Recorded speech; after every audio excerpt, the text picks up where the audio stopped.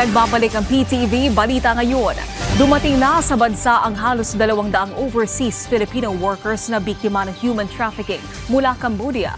Sakay ng Philippine Airlines Flight 2 P9222 nang dumating ang mga OFW sa Ninoy Aquino International Airport Terminal 1 kaninang umaga. Alinsunod dito sa direktiba ni Pangulong Ferdinand R. Marcos Jr. na tiyakin ang kaligtasan at kapakanan ng OFWs na nasa panganib. Naiwan naman sa Cambodia ang isa pang OFW dahil sa atensyong medikal.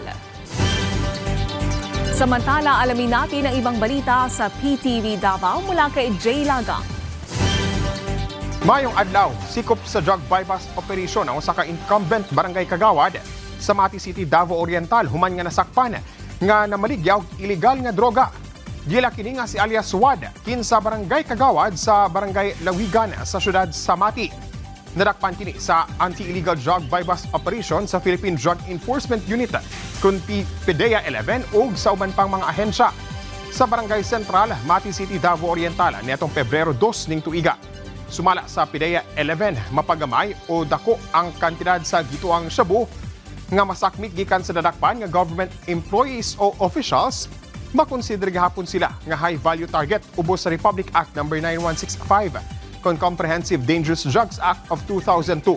Din ang maximum penalty nga atubangon sa dinakpan ang atubangon sa dinakpan og total disqualification sa tanang public office. Sikop ang usa ka individual atol sa pag-implementa sa Misamis Oriental Maritime Police Station sa search warrant.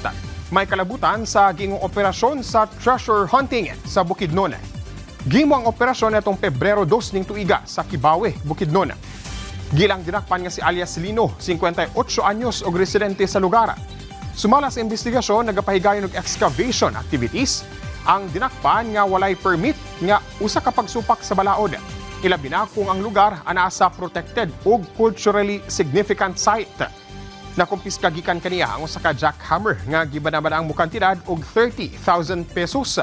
Ana sa Kibawe Municipal Police Station ang dinakpan alang sa dokumentasyon ug aron nga atubangon ang kasong paglapas sa Republic Act No. 10066 kun National Cultural Heritage Act of 2009.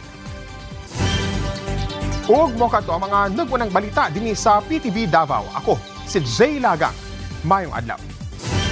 Daghang salamat, Jay Lagang. At yan ang mga balita sa oras na ito. Para sa iba pang update, follow at ilike kami sa aming social media sites sa @PTVPH. Ako po si Naomi Tiburcio para sa Pambansang TV sa Bagong Pilipinas.